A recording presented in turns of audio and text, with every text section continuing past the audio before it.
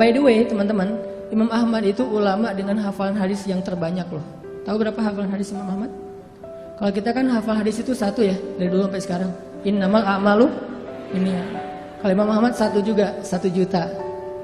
Hafalan hadisnya 1 juta. Imam Syafi'i aja gurunya Imam Ahmad itu respect banget, takjub sama Imam Ahmad. Imam Syafi'i tahu sendiri kan, yang hafalannya itu gimana? Kalau baca buku, beliau takut hafal. Baca buku takut hafal. Jadi kalau dia baca buku 2 halaman gitu, 1 halaman ditutup. Aduh, saya takut nih kehafal. Ditutup dulu biar nggak kehafal coba. Kita tuh, aduh, gimana ya cara hafal? Imam Syafi'i, aduh, khawatir kehafal nggak sengaja. Nggak sengaja kehafal. Kita mungkin satu-satunya yang kita hafal nomor telepon, cuma nomor telepon si dia. Kadang nomor telepon sendiri juga nggak hafal loh. Ustaz, nomor teleponnya berapa? Ntar ya, cari dulu. Tapi kalau nomor istri saya aja saya hafal banget tuh. Imam Ahmad hafalannya 1 juta hadis. 1 juta hadis, dan itu bukan cuma teks dengan sanad-sanadnya dari ini 1 juta. Saking luar biasanya kesolehan Imam Ahmad. Kan jadi selebgram banget tuh di masa beliau tuh ya. Followersnya udah jutaan lah pokoknya Imam Ahmad mah. Di mana-mana pengen Imam Ahmad, ngejapri, tapi kan namanya orang udah sibuk kayak Imam Ahmad kan nggak bisa ngebales. Akhirnya ngejapri langit. Tiba-tiba Imam Ahmad saya pengen banget ke Basrah. Ada apa ya di Basrah? Padahal saya nggak kenal orang loh di Basrah, tapi pengen. Setelah berapa hari kepengen, akhirnya azam, udahlah saya berangkat aja. Siapa tahu ada sesuatu yang saya dapat kebaikan di sana. Berangkat ke Basrah. Namanya orang tawadu, rendah hati, berangkat ke Basrahnya itu sendiri. Nggak ada preparation apa-apa, nggak ngebooking pesawat, nggak ngebooking hotel, berangkat aja sendiri, backpackeran gitu. Jadi Imam Ahmad itu backpacker soleh. Dari Madinah ke Basrah backpackeran, jalan ke Basrah. Sampai di Basrah, karena nggak ada tempat menginap, beliau nginap di masjid terbesar di kota Basrah. Di dalam masjid lagi tidur, diusir sama marbot. Bang, ngapain tidur di sini? Pak, saya musafir dari Madinah, nggak ada tempat tinggal. Ya ini bukan hotel ini. Udah mirip Medan belum sih? Bah gitu ya. Ini bukan hotel ini. Mbah, kenapa tidur di sini? Udah keluar gitu. Diusir aja. Ini Medan, Bung, gitu ya. Keluar akhirnya dia. Ini orang, Imam Ahmadnya orang Sunda, lagi kaget langsung kan ketemu orang Medan gitu. Akhirnya keluar di teras datang lagi tuh marbotnya emang agak-agak kayaknya belum dapat gajian tanggal tua, agak-agak nyebelin gitu. Kok masih tidur di sini? Katanya tadi nggak boleh di dalam. Akhirnya saya tidur di luar. Ya ini masih juga masjid. Udah keluar. Diusir aja. Sampai keluar, didorong-dorong gitu. Bayangin ulama besar, orang soleh, kekasih Allah didorong-dorong. Tapi emang kayak gitu takdir Allah supaya jadi caper sama penjual roti. Penjual roti lagi tutup toko ngeliat ada orang didorong-dorong, dipanggil, wahai kisanak gitu ya. Kalau radio dulu teh. Pak, Tuan, kenapa? Ada apa sini gitu. Tuan butuh apa? Saya musafir, pengen tempat istirahat tapi diusir di masjid. Oh, ya udah, diistirahat aja di rumah saya. Rumah saya kecil tapi lumayan lah untuk istirahat malam ini. Ya jazakallahu khair wa iyyakum. Udah tinggal di situ. Subuh menjelang subuh pas waktunya tahajud, Imam Ahmad bangun ngelihat si penjual roti lagi bikin roti, kan habis subuh dia jualan, jadi bikinnya sebelum subuh. Lagi bikin roti ngaduk-ngaduk gitu. Setiap dia ngaduk dia bilang astagfirullahaladzim gitu. Bayangin. Dawamkan satu perbuatan yang dibarengi dengan istighfar. Lagi nyalain motor, astagfirullah gitu. Bisa, lagi ngaduk juga bisa, lagi ngapain juga bisa, selama itu satu perbuatan yang mubah. Mubah itu boleh-boleh aja.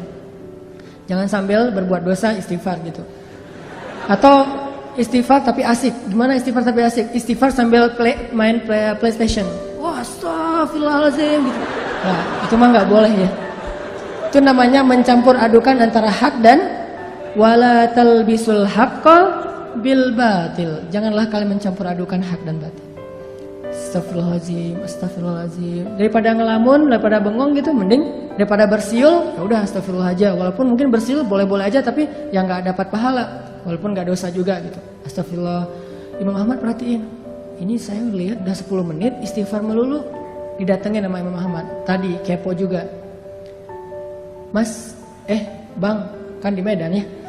Bang, A gitu. Oh orang Bandung ya. Bang, saya lihat abang istighfar terus setiap ngaduk ini. Ya kenapa?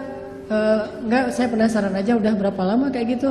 Alhamdulillah udah sekitar 10 tahun saya kayak gini. Saya selalu kalau ngaduk roti itu istighfar biar ada kebaikan setiap adukan roti. Siapa tahu rasa rotinya lebih gurih kalau bahasa kita.